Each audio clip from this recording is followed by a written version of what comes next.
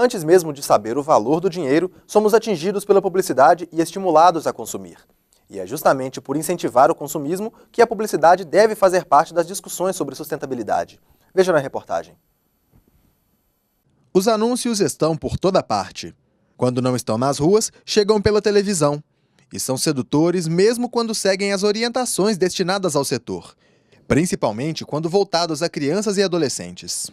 Que se refere à publicidade para o público infantil, nós temos o principal lei, o Código de Defesa do Consumidor, que trata, dentre outras coisas, da publicidade abusiva, e a publicidade abusiva exatamente é aquela que lida com a questão moral do indivíduo, e lá faz uma citação direta em relação à publicidade voltada para crianças. Além disso, nós temos portarias e regulamentações feitas pelo Conselho Nacional da Criança e da Adolescência, o CONANDA, que cuida de algumas questões referentes a isso, faz algumas recomendações com referência à publicidade, e também temos o Código de Autorregulamentação Publicitária do CONAR, que tenta, entre as agências e os publicitários, criar algumas regras éticas para coibir alguns abusos com relação à publicidade infantil e juvenil.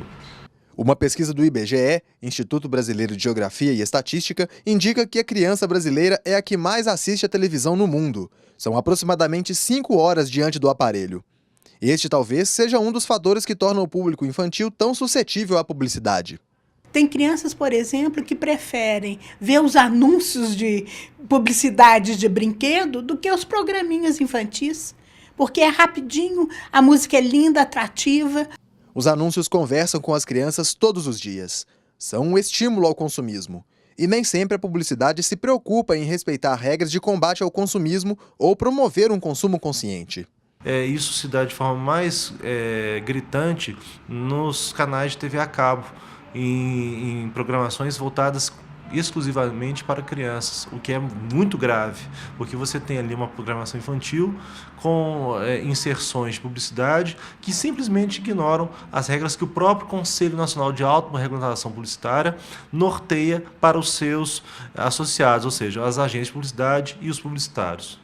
Esta é uma das preocupações do projeto de lei 5.921, que aguarda parecer do relator na Comissão de Constituição, Justiça e Cidadania. É o que nos conta o advogado. Por exemplo, esse projeto toca no assunto da verbalização do ator mirim com relação a outra criança, ou seja, está proibindo que uma criança chame a outra criança para consumir. Por que isso? Porque tem estudos que comprovam que uma criança presta muito mais atenção na fala de outra criança do que de um adulto. Outra questão, restrição e até mesmo proibição em alguns horários.